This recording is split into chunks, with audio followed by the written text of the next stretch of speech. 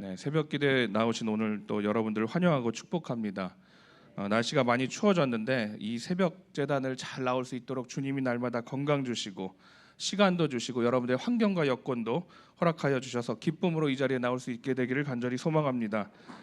옆에 분들이랑 인사하겠습니다. 잘 나오셨습니다. 이렇게 인사하겠습니다.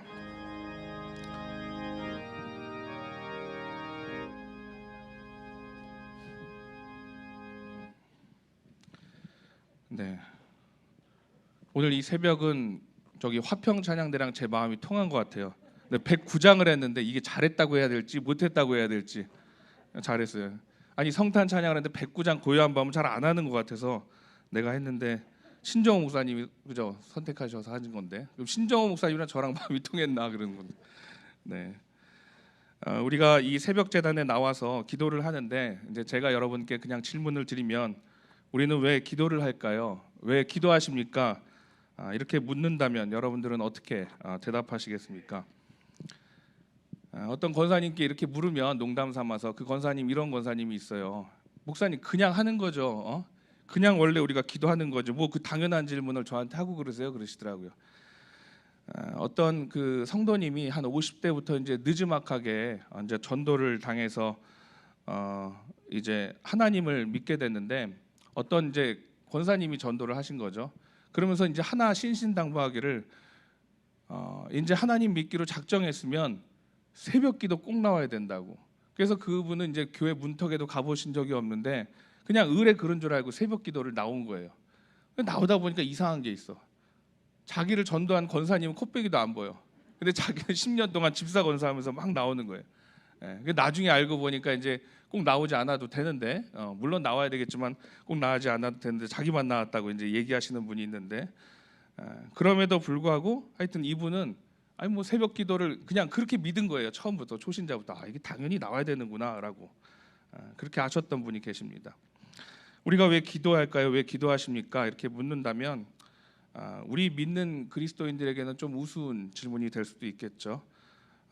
마치 새한테 너는 왜 하늘을 날아다니냐, 물고기한테 너는 왜 바다에서 물가에서 헤엄을 치고 다니냐라는 질문과 같다는 거죠. 그래서 기도는 우리 그리스도인들에게 있어서 저를 따라해 주세요. 생존이요, 본능이요, 우리의 본질인 줄로 믿습니다.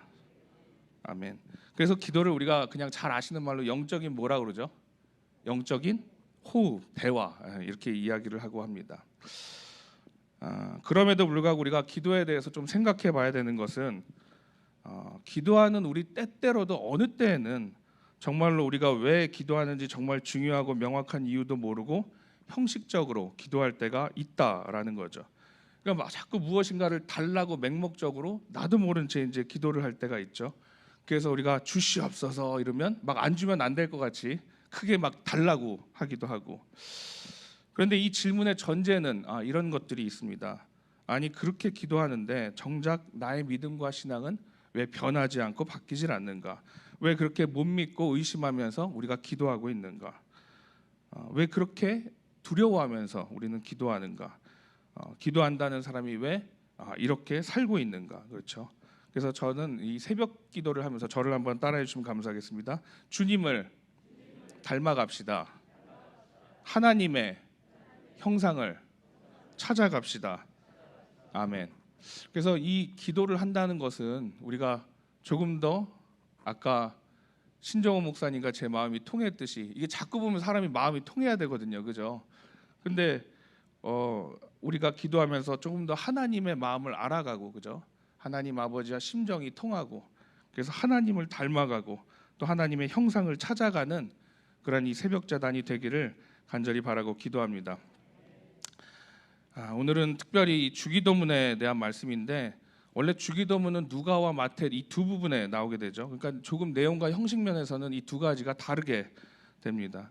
근데 이제 주기도문 말씀을 전하게 되면 사실 하루 왼종일 전에도 이게 굉장히 방대하고 심오하기 때문에 끝이 안 나죠. 그래서 오늘 앞에 한 절만 아버지의 이름이 거룩히 여김을 받으시오며라는 이 말씀을 갖고 말씀을 나눌 텐데요. 누가복음 11장 1절을 우리가 다시 한번 보겠습니다. 네, 함께 읽겠습니다.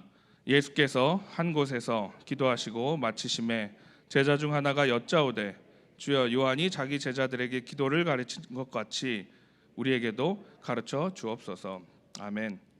어느 날 예수님이 기도를 이렇게 혼자 하시는데 제자 중 한 명이 예수님께 와서 기도를 가르쳐 달라고 요청을 합니다. 근데 이 말씀을 잘 보면 기도하는 방법이 아니에요. 기도를 가르쳐 주십시오 그래요. 그러니까 어떻게 기도를 해야 됩니까? 이렇게 물은 게 아니에요. 당시 기독교, 그러니까 뭐 하나님을 믿는 사람이라면 누구나 기도를 할 줄 알았고, 이 유대인들은 사실 기도에 대해서 도사들이었습니다. 다만 문제는 뭐였냐면 외식하는 기도, 그러니까 기도하는 척하는 것이 만연해 있었어요. 그래서 우리가 복음서 같은 데 보면 기도문을 가지고 달달달 외우듯이 기도하고, 자신들의 어떤 경건함, 어떤 자신들의 의로움을 드러내기 위해서 어떤 보여주기식의 기도를 했었다는 거죠. 그래서 막 금식하는 척하고, 그럼 막 수척해져 갖고 기도하고, 그죠? 광장에서 이제 제사장 서기관들은 이렇게 좋은 비단 옷을 입고 막 이렇게 공중을 보면서 어떤 퍼포먼스를 하면서 기도하는 척하고, 중언부언하고 옹알이 하듯이 자신이 무엇을 기도하는지도 모르는 채 이제 보여주기식의 기도가 유행을 했었습니다. 그런데 이 제자들이 예수님이 홀로 새벽 미명에도 나가시고 밤에도 나가시고 홀로 조용히 기도하는 모습을 보고 어떤 충격을 받은 것 같아요. 그래서 정말 예수님이 그 기도하시는 모습을 보니까 대화하는 것 같고, 호흡이 주고받아지고, 자신들이 의례적으로 어떤 의식적으로 드리는 기도와는 무언가 다른 것임을 직감적으로 영적으로 이 제자들이 알았던 것 같아요. 그러니까 그동안 배워왔고 우리가 익숙해 있던 기도와는 다른 거죠. 그러면서 이제 예수님께 기도를 가르쳐 달라고 좀 부탁을 하는데 한 가지를 덧붙이게 돼요. 뭐냐면 요한이 자기 제자들에게 가르치신 것과 같이. 그래서 이제 이 당시를 보면 이 모든 사람들은 어떤 구약 성서에 있는 약속된 메시아에 대해서 어떤 목마름이 있었어요. 그러니까 이제는 예수님이 오시겠지라고 하는 이러한 어떤 기다림이 아주 절정에 달해 있을 때였습니다. 근데 이때 당시는 많은 그 믿음의 공동체들이 있었어요. 그러니까 뭐 예를 들면 여러분 잘 아시는 바리새파, 이건 이제 파리새, 분리하다라는 뜻에 왔죠. 그래서 바리새파가 사실 나쁜 사람들이 아닙니다. 굉장히 그 예수님이 올 때를 기다리면서 이 자신들이 믿는 하나님에 대한 그 말씀과 율법을 잘 지키기 위해서 자신들이 이렇게 부분적으로 떨어져 나왔죠. 그래서 파리새라 그래서 처음에는 정말 경건하고 이 말씀을 잘 지키기 위해서 아주 열심으로 경건주의적 생활을 하는 사람들이었어요. 근데 이게 이제 좀 왜곡되다 보니까 너무 율법주의적으로 바뀐 거죠. 그리고 뭐 사두개파도 있고, 또 베드로가 있었던 어떤 열심당 들어보셨죠? 열심당도 있고. 그리고 오늘 여러분 혹시 에세네파라고 들어보신 적은 없죠? 에세네파. 이 에세네파는 최소한의 생활 양식만을 영위하고 어떤 구약의 성경들, 모세오경들을 연구하면서 어떤 이 예수 그리스도 메시아의 오심을 열정적으로 사모하고 기다리던 경건주의파의 한 파였습니다. 여기 에세네파의 대표적인 인물이 누구냐면 예수님 오시기 전에 말씀을 외쳤던 세례 요한이 여기였어요. 그래서 이 세례 요한은 새롭게 도래할 하나님의 나라를 기다리며 부흥 운동을 펼쳤어요. 근데 오늘 이 제자들 중에 한 명이 예수님께 기도를 가르쳐 달라고 하는데 어떤 기도를 가르쳐 달라고 하냐면 요한이 자기 제자들에게 가르친 것과 같은 기도를 가르쳐 달라는 거예요. 그 이야기는 뭐냐면 우리도 이제 예수님의 공동체로 이렇게 모이게 됐는데 바리새파, 사두개파, 뭐 열심당, 에세네파와 같이 그 믿음의 공동체가 추구하는 가치와 삶의 방향과 우리의 신앙의 믿음의 고백들이 담겨져 있는 우리 공동체의 믿음의 고백문, 그러니까 기도문을 좀 가르쳐 달라는 거예요. 그러니까 이 기도문은 개인에게 주는 거예요? 아니면 공동체에게 주는 거예요? 공동체에게 주는 거예요. 그러니까 우리 예수의 공동체를 세우면서 어떤 그 원리와 질서와 우리들의 헌신을 담은 그 기도문을 낭독하면서 어떤 하나님 나라와 또 그 삶의 첫 발을 내딛고자 이제 예수님께 이렇게 부탁을, 공동체 기도문을 달라고 부탁을 하는 거예요. 근데 이 기도문을 부탁할 때 어떻게 한다고요? 요한이 자기 제자들에게 기도를 가르친 것 같이 나에게도가 아니라 누구에게도죠? 우리에게도. 그러니까 이게 공동체적인 기도를 가르쳐 달라는 거죠. 그래서 이제 주님이 말씀을 하시는 거예요. 뭐라고 말씀을 하시냐면 너희는 기도할 때 이렇게 하라. 그러면서 2절에 보시면 첫 마디가 뭐죠?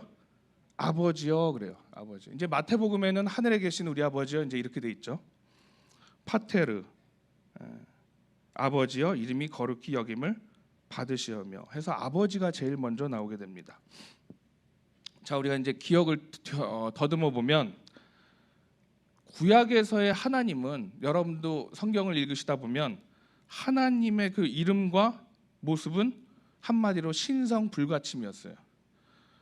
그러니까 이 야훼라는 하나님의 이름은 함부로 부를 수도 없고 쓸 수도 없는 이름이었어요. 그리고 하나님은 어떻게 해요? 직접 볼 수도 없는 분이셨어요. 그러니까 직접 보면 어떻다고 그랬어요? 죽는다고 할 정도로 하나님의 모습은 어떤 두려움과 경외의 대상이었습니다. 그래서 이제 열왕기상 20장 13절 같은 데를 보면 한번 볼까요? 네, 함께 읽겠습니다. 한 선지자가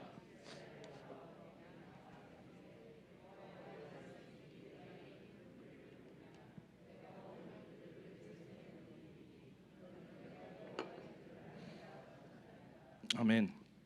제가 말씀을 조금 잘못했는데 열왕기 한가 보네요. 사실 이러면서 엘리야가 하나님 앞에 서서 하나님을 바라볼 때 호렙산에서 어떻게 하냐면 자신의 어떤 겉옷을 이렇게 가려갖고 하나님 앞에 나타나는 장면이 나오게 됩니다. 그러니까 선지자도 하나님을 바라볼 수가 없었어요. 그죠? 뭐 모세나 어떤 여호수아 같은 그러한 민족의 지도자도 하나님 앞에 설 때 선을 그죠? 신을 벗으라 그러고 그죠? 무릎을 꿇고 머리를 들지 못할 정도로 구약의 하나님은 사실 굉장한 경외의 어떤 두려움의 대상이었습니다. 그러니까 마주 볼 수도 없고 대할 수도 없는 대상이었어요. 그런데 주님께 기도를 가르쳐 달라고 했는데 주님은 첫 번부터 너무나 편하게 뭐라고 불러요? 아버지여 그러시는 거예요. 그동안 이 믿음의 공동체들이 기도가 공동체 안에서 달달달 외우듯이 의식적으로 하는 기도, 어떤 초월적인 대상에 대해서 무엇인가를 구하고 바라고 다짐하고 결단하는 기도였는데 정말 예수님이 기도 주기도문을 가르쳐 주시면서 두 사람이 그 자리에서 대화하면서 어떤 호흡이 주고받아지고 무엇인가 이 살아있는 기도를 제자들에게 주기 시작하면서 이 제자들이 예수님의 기도를 간접 체험을 하게 됩니다. 그러니까 이 구약의 사고로는 도저히 예수님을 이 하나님을 도저히 아버지라고 부를 수가 없었던 거예요. 마치 이런 거죠. 로마의 황제가 이제 승리를 축하하면서 이제 개선문 이제 개선 광장에 이렇게 들어서면서 로마의 거리를 지나면서 어떤 자신들의 군대와 포로병들과 전리품들을 나열하면서 이제 행진을 하게 되는 거죠. 그 행진의 끝에는 누가 있냐면 자신들의 부인 황후들과 또 자신들의 아이들이 있겠죠. 근데 이 황제의 마차가 지나갈 때 저쪽에서부터 어떤 어린아이가 막 달려와요. 군중을 해치고 자신의 아버지가 있는 곳으로 오게 됩니다. 당연히 길에 줄지어 있던 로마 병사들이 제지를 하겠죠. 누군지는 알지만. 그러면서 이제 군병 한 사람이 그 어린아이를 그냥 이렇게 들어 올리죠. 이렇게 가면 안 된다고. 저분이 누구신 줄 아냐고. 그랬더니 이 소년이 그러는 거예요. 저분은 황제이십니다. 그 동시에 나의 아버지십니다 하면서 웃으며 대답했다는 거죠. 그러니까 하나님은 전능하신 우리에게 하나님도 되시지만 누구도 되세요? 나의 아버지도 되신다는 거죠. 그래서 기도는 어떤 과장되고 부자연스러운 것이 아니라 사실은 어때요? 인격적인 하나님, 우리가 이 새벽 제단에 하나님을 만난다고 기도했을 때는 가장 자연스러운 것. 그러니까 가장 은밀한 공간에서 정말 아버지와 아들과 아버지와 딸이 정말 함께 이야기할 수 있는 것. 그것이 우리의 오늘 새벽 제단의 기도가 되어야 될 줄로 믿습니다. 그래서 오늘 하나님 앞에 새벽 기도를 드리면서 무언가 과장되고 인위적이고 불편하고 자기적인 것이 아니라 물론 공적인 기도는 대표 기도니까 우리가 어떤 질서와 순서에 맞춰서 해야 되지만 오늘 이 시간은 정말 아들과 아버지로서 내가 그 자리에 서로 앉아서 아버지와 하나님과 눈을 맞대면서 나도 그 거룩의 자리에 하나님의 자녀로서 응당 자녀로서 해야 될 아버지로서 들어야 될 그 이야기를 들으며 영적인 대화를 충분히 나누시는 그러한 이 새벽 제단이 되기를 간절히 바라고 기도합니다. 그래서 이 새벽 제단은 정말 내가 시시콜콜한 것까지도 하나님 앞에 내어놓을 수 있어야 되고, 또 주님의 말씀에 내가 순종적으로 다가갈 수 있어야 되고, 또 아버지와의 충분한 대화가 이루어져야 되는 그러한 아버지의 마음을 이해할 수 있는 공간, 또 하나님과 심정이 통하는 공간, 하나님의 마음을 알아가는 그러한 닮아가는 그러한 귀한 새벽 제단이 될 수 있도록 주여 인도해 주실 줄로 믿습니다 하고 기도하시는 그러한 새벽 제단이 되기를 간절히 바라고 기도합니다. 아멘. 기도하시겠습니다. 아버지 하나님 감사합니다. 오늘도 이 새벽 제단에 우리를 불러주시니 감사를 드립니다. 오늘 이 시간이 정말로 아버지 하나님과 대화하는 시간이 될 수 있도록 도와주시옵소서. 정말 긴밀하게 이 자리에 나와서 나의 삶의 모든 시시콜콜한 것 하나까지도, 세세한 것까지도 하나님께 내어놓고 하나님과 대화하는 영적인 또 인격적인 하나님을 만나는 귀하고 복된 시간이 되도록 주여 인도하여 주시옵소서. 그래서 아버지 하나님과의 충분한 대화를 통해서 내가 세상을 살아갈 때 아버지 하나님을 닮아가고 예수 그리스도의 향기를 뿜어내는 그러한 귀한 하나님의 자녀여 성도가 될 수 있도록 주여 인도하여 주시옵소서. 모든 말씀 예수님의 이름으로 감사하며 기도하옵나이다. 아멘.